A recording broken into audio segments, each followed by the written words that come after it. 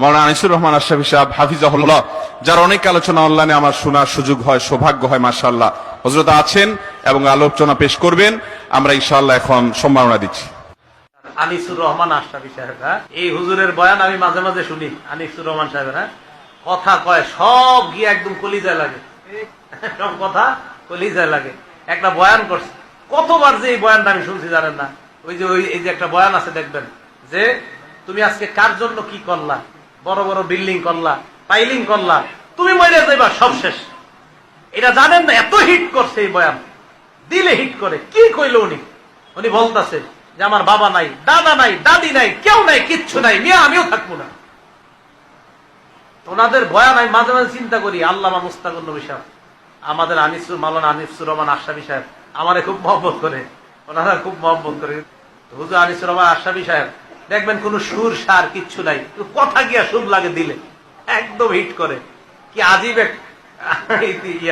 আমলি মানুষ তো যা কয় তাই ভালো লাগে। আমলি মানুষ দেখবেন যা কইব এটাই ভালো লাগে।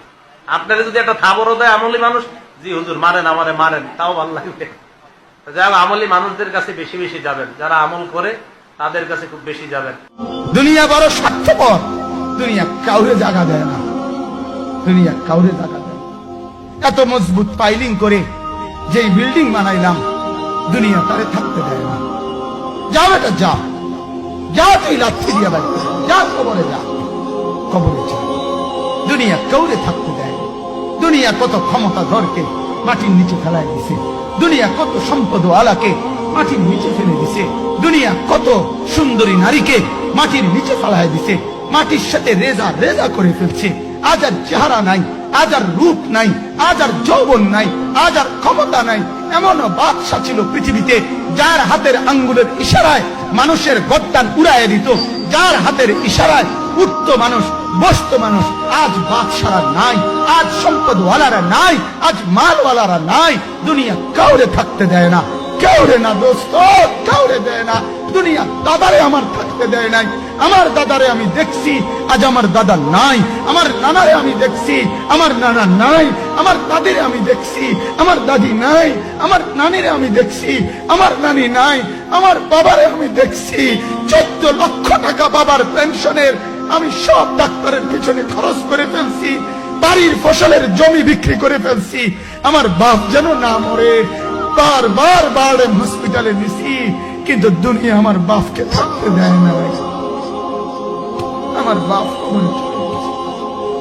দুনিয়া কাউরে থাকতে দেয় না, কাউরে না, কাউরে না, কাউরে না, কাউরে না। আমার বাপ দুনিয়া কাউরে থাকতে দেয় না। তুমি থাকবা না, তুমি থাকবা না। দুনিয়ার ধোকায় পড়ো না, বাপ, দুনিয়ার ধোকায় পড়ো না। মাকে বুঝা, আজ মারা বেসামাল হয়ে গেছে, আজ বোনেরা বেসামাল হয়ে গেছে, বেপর্দার উৎসব তুলে দিছে। এটা যেন আল্লাহর সাথে যুদ্ধ করছে। আল্লাহ করোনা না, তুমি আরো কিছু দাও, আমরা বেপরদিগি ছাড়বো না। যুবক ছেলেগুলো যেন বলতেছে, আল্লাহ তুমি করোনা দেওয়ার চাই দাও, অশ্লীল ছবি দেখা, ফেসবুকে নর্তকী দেখা, আমরা ছাড়বো না। দেখি তুমি কি করতে পারো, তুমি যা করার করো। দোকানদার ব্যবসায়ীরা হারামের লেনদেন করা বন্ধ করছে না, সুদখোর সুদ ছাড়ছে না, ঘুষখোর ঘুষ ছাড়ছে না, নাফরমান আর জিনাকার ব্যভিচারী এরা কেউ কিছু ছাড়ছে না। বেহায়ার বেপর্দা নারী তার অশ্লীলতার বেহায়াপনা ছাড়ছে না। মুসলমান তার ঘরে টেলিভিশনের নর্তকীর আওয়াজ তো বন্ধ করছে না। হায়, করোনা কিভাবে যাবে, আযাব কিভাবে যাবে বলেন, বলেন, বলেন আপনারা। আমার বাপ ফেরাউনের উপরে তো আযাব এতদিন ছিল না, নমরুদের উপরে আযাব এতদিন ছিল না, সাদ্দাদের উপরে আযাব এতদিন ছিল না, কারুনের উপরে আযাব এতদিন ছিল না, লূত আলাইহিস সালামের কওমের উপরে আযাব এতদিন ছিল না, হুদ আলাইহিস সালামের কওমের উপরে আযাব এতদিন ছিল না, নূহ আলাইহিস সালামের কওমের উপরে এতদিন আযাব ছিল না। আজ আমরা মালিককে এই পরিমাণ নারাজ করছি, মালিক এত বেশি নারাজ। আজ 1 বছর হয়ে গেছে, 1 বছরের চাইতে বেশি হয়ে গেছে, কই করোনার মহামারীর আযাব তো যাচ্ছে না, গেছে না? মানে আমাদের লক্ষ লক্ষ বাচ্চার পড়ালেখা বন্ধ, এরা নষ্ট হওয়ার চূড়ান্ত পর্যায়ে পৌঁছে গেছে। মোবাইল এদেরকে শেষ করে দিছে, লক্ষ লক্ষ ছেলে। গতকালকে এক মা আমার আত্মীয় ফোন দিয়া বলতেছে, সকাল 10টায় বাচ্চাটা ঘর থেকে মোবাইল লইয়া বাইর হইছে, রাতের 10টায় মা তারে ফোন দিয়া বলছে, বাপ ঘরে আসতি না, ভাত খাইতি না। বাচ্চা তারে বলতেছে, তোমার অসুবিধা কি, তোমার সমস্যা কি? মা এই কথা বইলা কায়দা দিছে যে শোনেন হুজুর দোয়া করো।